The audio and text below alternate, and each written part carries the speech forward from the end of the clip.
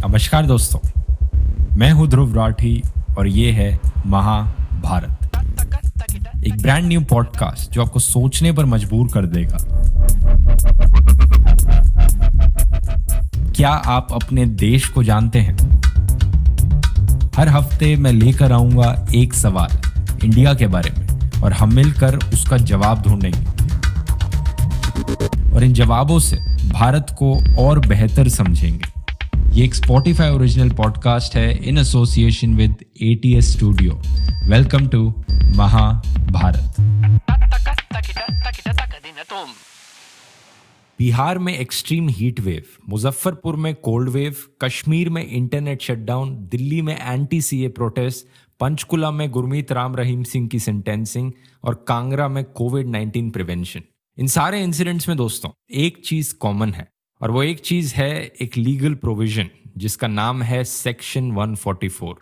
Maharashtra has imposed Section 144 across all areas in the state from tomorrow. After repeated violence against the anti-Sterlite plant in Tamil Nadu's Tuticorin, the government has finally lifted Section 144, which bars assembly of 4 or more people. इस वक्त की बड़ी खबर, भीषण गर्मी को देखते हुए गया में धारा 144 लागू की गई है। हम सब ने इसके बारे में सुना होगा और हम में से कई लोगों ने तो इसको फर्स्ट हैंड एक्सपीरियंस भी किया होगा। पर क्या है ये सेक्शन 144 एग्जैक्टली? सेक्शन 144 दोस्तों एक सेक्शन है in the code of criminal procedure CRPC, जो एम्पावर करता है एग्जीक्यूटिव मैजिस्ट्रेट किसी भी स्टेट के, किसी भी टेरिटरी के, किसी भी डिस्ट्रिक्ट के to issue an order that prohibits the gathering of more than 4 people in one area. यानी 4 लोगों से ज्यादा की गैदरिंग किसी एक एरिया में प्रोहिबिट करी जाती है। लेकिन थोड़ा सा शुरू से समझने की कोशिश करते हैं, ये CRPC क्या होता है। इंडिया के क्रिमिनल जस्टिस सिस्टम को दोस्तों 2 कैटेगरीज में डिवाइड किया गया है। पहला है सब्सटैंटिव लॉ, जो कि बेसिकली इंडियन पीनल कोड है, IPC के सेक्शंस हैं, और दूसरा है प्रोसीजरल लॉ, जो कि basically code for criminal procedure है, यानी CRPC है। IPC बेसिकली एक सेट ऑफ लॉज है जो डिफाइन करता है कि किस तरह के अलग अलग क्राइम्स हो सकते हैं, उनकी डेफिनेशन क्या है और उनकी पनिशमेंट क्या होनी चाहिए इंडिया में। इंडिया में IPC को सबसे पहले लागू किया गया था 1862 में, ब्रिटिशर्स के ज़माने में, और जब से हम आज़ाद हुए हैं उसके बाद से ओवर द ईयर्स इसे मॉडिफाई किया जाता रहा है। आज के दिन इसमें 23 चैप्टर्स हैं और टोटल ऑफ 511 सेक्शंस हैं। जब भी इंडिया के अंदर किसी क्राइम के लिए किसी को चार्ज किया जाता है तो उस क्राइम की डेफिनेशन और उस क्राइम की पनिशमेंट क्या होनी चाहिए ये IPC डिफाइन करता है। और दूसरी तरफ CRPC एक प्रोसीजरल लॉ है जो कि बेसिकली मदद करता है सब्सटैंटिव लॉ की इम्प्लीमेंटेशन में। तो CRPC बेसिकली बताता है अलग अलग अथॉरिटीज को कि किस तरह से इम्प्लीमेंट किए जा सकते हैं लॉज जो कि IPC के अंदर डिफाइंड है। CRPC को पहली बार लागू किया गया था 1973 में और आज के दिन इसमें 484 सेक्शंस हैं जिन्हें डिवाइड किया गया है 37 अलग चैप्टर्स में। तो थोड़ा एग्जाम्पल लेकर समझते हैं, अभी थोड़ा आपको कंफ्यूजिंग लग रहा होगा। एग्जाम्पल लेते हैं हम थेफ्ट का। अगर कोई चोरी हुई है तो अब थेफ्ट को डिफाइन किया गया है दोस्तों IPC सेक्शन 378 के अंदर, और थेफ्ट की पनिशमेंट भी वहां पर डिफाइन करी गई है इसी सेक्शन के अंदर। पर जुडिशियल प्रोसेस का प्रोसीजर क्या कैरी आउट करना है इस क्राइम से रिलेटेड, इसे डिफाइन किया गया है CRPC में। इस क्राइम को इन्वेस्टिगेट कैसे करना है, कैसे क्रिमिनल को पकड़ना है, कैसे क्रिमिनल को कोर्ट तक लेके आना है, पुलिस का क्या यहाँ पर रोल होगा, मैजिस्ट्रेट का क्या यहाँ पर रोल होगा, ये सारी चीजें बताई गई हैं CRPC में। ठीक है, तो आपने CRPC समझ लिया। अब वापस आते हैं सेक्शन 144 पे।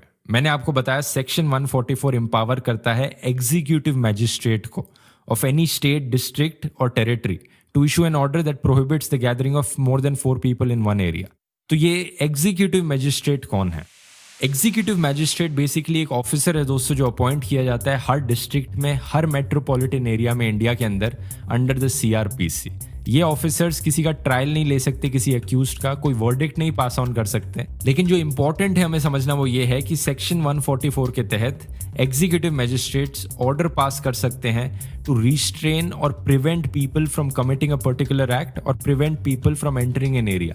तो बेसिकली एग्जीक्यूटिव मैजिस्ट्रेट के पास ये अथॉरिटी है कि वो फोर्स यूज कर सकें लोगों के खिलाफ। अगर कोई अनलॉफुल असेंबली हुई है तो यहाँ पर एग्जीक्यूटिव मैजिस्ट्रेट एक्शन ले सकते हैं। लेकिन एक इंसान, एक ऑफिसर खुद से तो कोई इम्प्लीमेंटेशन कर नहीं सकता, कोई फोर्स तो यूज नहीं कर सकता अगर कुछ लोग यहाँ पर इकट्ठे हो रहे हैं। तो टेक्निकली पुलिस को असिस्टेंस प्रोवाइड करनी पड़ती है एग्जीक्यूटिव मजिस्ट्रेट को। एग्जीक्यूटिव मजिस्ट्रेट पुलिस को डिक्टेट कर सकते हैं और बता सकते हैं कि किस तरह की पुलिस फोर्स यूज करे, यहाँ पर टीयर गैस फेंके या ब्लैंक फायरिंग करे और कितनी ज्यादा फोर्स यूज करे।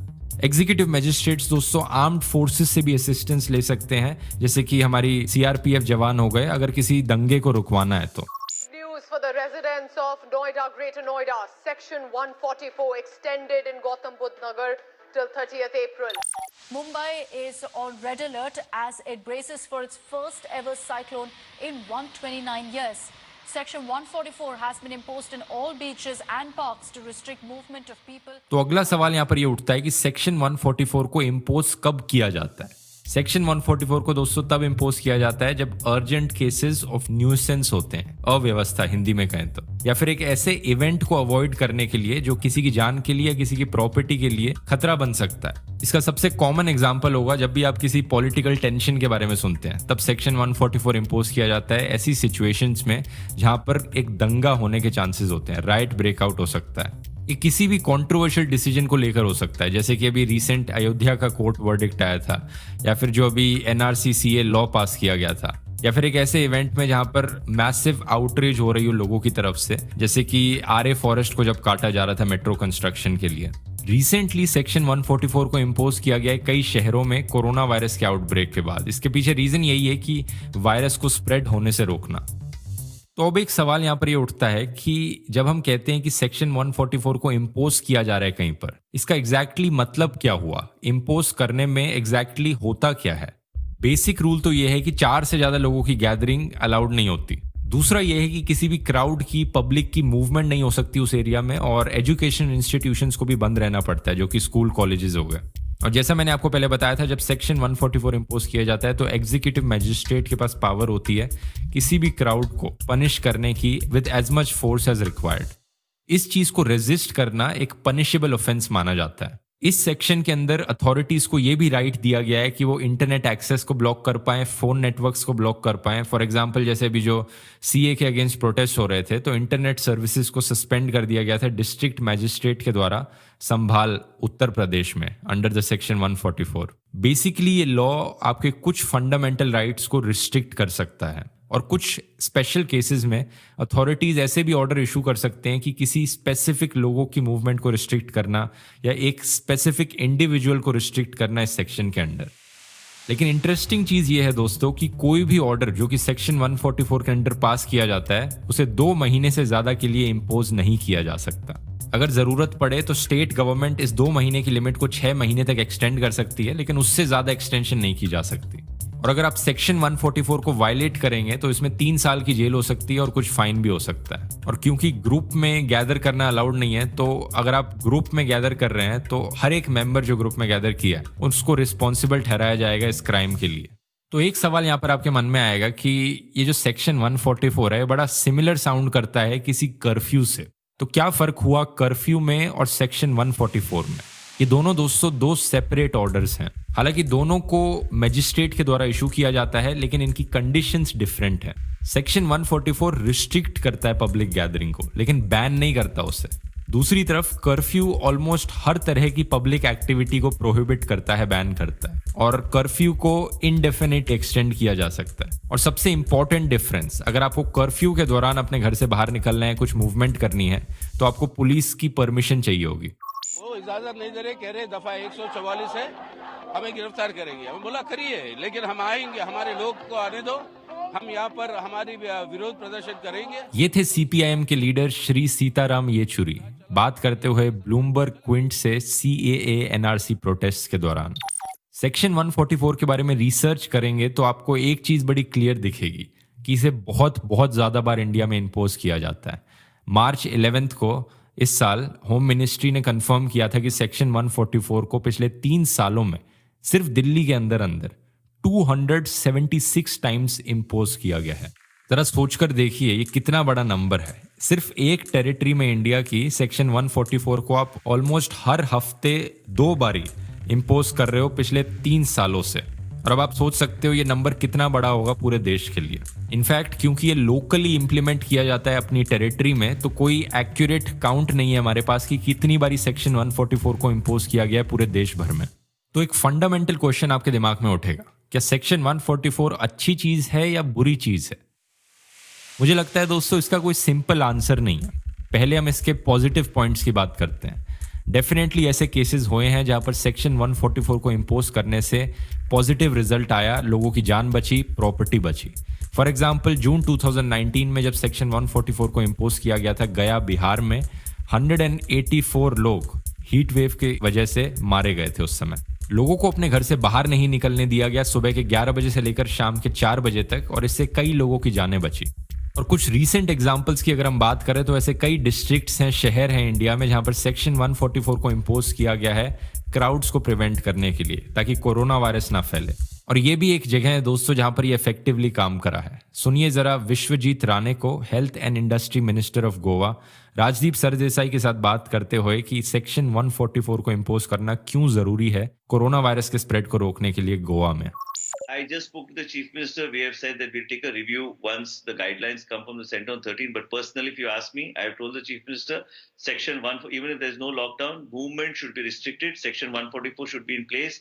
Epidemic Act, which we have invoked, 1897, should be in place. I am in no mood to have this Epidemic Act 1897 to be removed. Section 144 must be in place. लेकिन same example में हम इसके negative points भी देख सकते हैं। Section 144 ने लोगों को अंदर जरूर रखा, कोरोना वायरस से बचा के जरूर रखा, लेकिन सेक्शन 144 को यूज किया गया माइग्रेंट वर्कर्स के अगेंस्ट भी, उन्हें मारा पीटा गया, प्रोटेस्टर्स के अगेंस्ट भी यूज किया गया।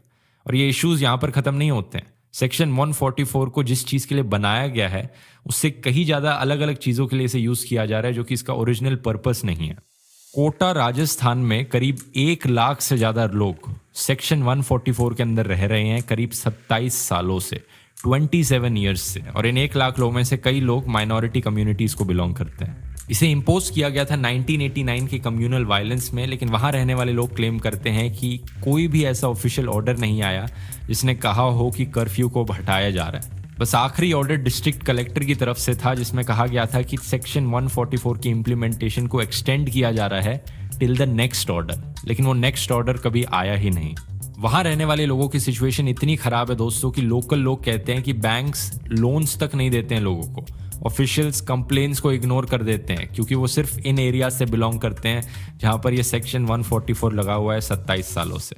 सिमिलर सिचुएशन है दोस्तों अहमदाबाद में भी। सेक्शन 144 को 2016 से लगाकर रखा हुआ है कंटिन्यूसली 4 सालों से। जब इसे कोर्ट में चैलेंज किया गया तो अहमदाबाद की पुलिस अपने डिफेंस में कहती है कि अगर सेक्शन 144 को हटाया जाएगा तो पूरे शहर में लॉ एंड ऑर्डर की सिचुएशन खराब हो जाएगी, और इसे लगाए रखना हमेशा जरूरी है अगर पूरे शहर में लॉ एंड ऑर्डर को मेंटेन करना है तो।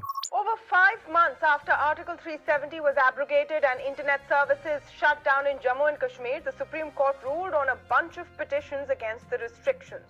While the top court was clear, the use of internet is part of a citizen's fundamental right. It stopped short of directing the central government to lift the internet ban.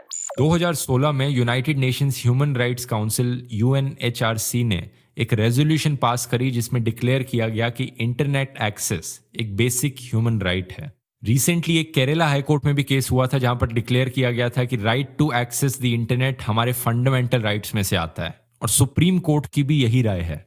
लेकिन इन सब के बावजूद भी हमारे देश में कई जगहों पर इंटरनेट शटडाउन्स किए गए हैं। कहा गया है कि फेक न्यूज और रूमर्स को स्प्रेड होने से रोकने के लिए किया गया है, और पब्लिक पीस को मेंटेन करने के लिए इंटरनेट शटडाउन्स किए गए हैं। इंटरेस्टिंग चीज यह है दोस्तों कि इंटरनेट शटडाउन्स को भी सेक्शन 144 के द्वारा as a preventive measures impose किया जाता है। अगर हम इंटरनेट shutdowns.in वेबसाइट का डेटा देखेंगे तो इंडिया में 399 इंटरनेट शटडाउन्स हो रखे हैं 2012 से, और सबसे लंबा चलने वाला इंटरनेट शटडाउन है जम्मू एंड कश्मीर में, जो कि मार्च में इस साल खत्म हुआ था 213 डेज तक शटडाउन होने के बाद। तो जैसा हम कहते हैं कि with great power comes great responsibility, section 144 हमारे देश में कुछ अथॉरिटीज को बहुत पावर देता है अपने हाथ में, और वो अथॉरिटीज इस पावर का कई तरीकों से मिसयूज कर ले जाते हैं इस लॉ की वजह से। The Supreme Court on Friday came down heavily on the government for excessive use of Section 144. Delivering a verdict on petitions challenging curbs in Kashmir, the top court said that power under Section 144 of CRPC cannot be used as a curb on legitimate expression of democratic rights. इसी साल की बात है कि जनवरी में हमारे supreme court ने रूलिंग दी कि section 144 can not be used as a tool to prevent legitimate expression of opinion, grievance or exercising democratic rights by citizens. हमारा कॉन्स्टिट्यूशन प्रोटेक्ट करता है एक्सप्रेशन ऑफ डाइवर्जेंट व्यूज, यानी दो अलग अलग लोगों की अलग अलग राय हैं तो हमारा कॉन्स्टिट्यूशन हमें राइट देता है दोनों लोग अपनी राय रख सकें, लेजिटिमेट एक्सप्रेशंस को, डिसअप्रूवल को। तो ये सारी चीजें बेसिस नहीं हो सकती सेक्शन 144 को इम्पोज करने के लिए, unless of course sufficient proof available है कि यहाँ पर वायलेंस होने वाला है, पब्लिक सेफ्टी को खतरा है, डेंजर है। ये कोर्ट का कहना था और ये कंडीशंस होनी चाहिए सेक्शन 144 को इम्पोज करने से पहले। और ये भी मैंडेटरी किया गया कि स्टेट के पास और पुलिस अथॉरिटीज के पास एक इफेक्टिव डिस्पर्समेंट प्लान होना चाहिए किसी के ऊपर फोर्स यूज करने से पहले, किसी को मारने पीटने से पहले। आम जनता की बात करें तो सेक्शन 144 अक्सर कोई सेंस नहीं बनाता। अगर आप पब्लिक ट्रांसपोर्ट यूज कर रहे हैं, बस में बैठे हैं, ट्रेन में बैठे हैं, अपने घर से काम पर जा रहे हैं, काम से घर पे वापस आ रहे हैं, तो आप अनइंटेंशनली इन ऑर्डर्स को वायलेट कर सकते हैं। तो कई बार ऐसा भी होता है कि अभी जैसे सेक्शन 144 के ऑर्डर्स थे नोएडा में, लोग सिनेमा हॉल में पिक्चर्स देखने जा रहे थे, मॉल में घूम रहे थे, तो टेक्निकली ये सब भी वायलेशन थे सेक्शन 144 के। तो ये दिखाता है कि अथॉरिटीज के पास यहाँ पर एक स्पेसिफिक प्लान होना चाहिए जब वो सेक्शन 144 को इम्पोज कर रहे हैं, प्रिसाइज और स्पेसिफिक। मुझे नहीं लगता कि इसमें कोई शक है कि हमारे देश में इमरजेंसी सिचुएशन से डील करने के लिए स्ट्रिक्ट लॉज होने चाहिए, लेकिन अगर जुडिशरी की बड़ी लिमिटेड ओवरसाइट होगी एग्जीक्यूटिव ब्रांच पर, तो सेक्शन 144 का बड़ी आसानी से मिसयूज किया जा सकता है। क्योंकि at the end of the day दोस्तों, ये एक ऐसा लॉ है जो कि 1861 में बनाया गया था, ब्रिटिशर्स के द्वारा बनाया गया था, और इसे अक्सर यूज किया जाता था हमारे फ्रीडम फाइटर्स के अगेंस्ट। जब वो प्रोटेस्ट करते थे ब्रिटिश सरकार के खिलाफ, तो उनके खिलाफ ये सेक्शन 144 इस्तेमाल किया जाता था। और आज के दिन यही सेम लॉ इस्तेमाल किया जाता है हमारी फ्री और डेमोक्रेटिक कंट्री में जनता के खिलाफ। तो कुछ चीज़ें हमें यहाँ पर रीथिंक करनी ज़रूरी हैं। ब्रिटिशर्स के ज़माने का लॉ है, लेकिन आज के दिन जो ब्रिटिश सरकार है दोस्तों यूके में, उन्होंने भी इस लॉ को मॉडिफाई कर दिया है। तो होपफुली आप इस एपिसोड से कई नई चीज़ें सीखे होंगे दोस्तों, और मैं उम्मीद करता हूँ कि सेक्शन 144 के बारे में इस एपिसोड ने आपको सोचने पर मजबूर किया हो। तो मिलते हैं अगले हफ्ते एक नए एपिसोड के साथ महाभारत में। धन्यवाद। I'm Dhruv Rathi and you've been listening to Mahabharat, a Spotify original podcast created in association with ATS Studio. All clips and voices you heard in this episode belong to the original creators, and we have provided links to the sources in our show notes. Mahabharat is produced by Gaurav Vaz from ATS Studio. This episode was written by Gaurav Vaz with research by Anushka Mukherjee and Archana Nathan. The title track of this podcast was composed by Abhijit Nath, and Madhav Yachit is the audio producer. ATS Studio is a division of All Things Small, a true stories focused media company run by Sidin Vadukut, Supriya Nair, Devya Bopanna, Sunil Doshi and Gaurav Vaz.